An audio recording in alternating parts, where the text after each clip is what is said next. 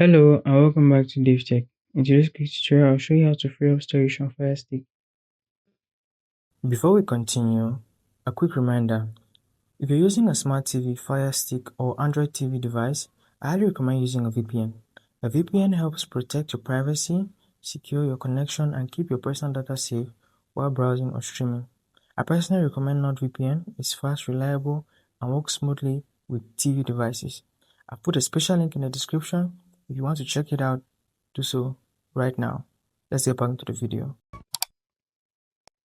Alright, let's get started. So to free up storage on Firestick, I'll show you a couple of steps that will really help. So the first is that you go to settings and come over to applications. There's an option that says auto offload. This will automatically offload unused apps when your Fire TV is low on storage. App data will be saved so you can easily reinstall the app later. This is a very wise choice to keep this on. It will help with the storage as well. You can go to manage installed applications and have a look at the list. Make sure all applications are showing and is sorted alphabetically. Now delete all applications you are not using. As you can see, applications are averagely 55 megabytes, 72 megabytes, all of this on a 5 gigabyte device. So the more they are, you can see this app is 150 megabytes, 790.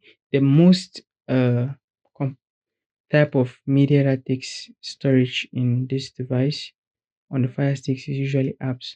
So if you could reduce the apps by uninstalling some of them, that's going to grievously increase the storage on the device. So just pick any application. For instance, if I see that, all right, I don't want to use the IQ IY and to save 128 126 megabytes, I could just take uninstall, confirm, and now the application is uninstalled. So those two things alone are going to save a lot of storage on the Fire Stick device.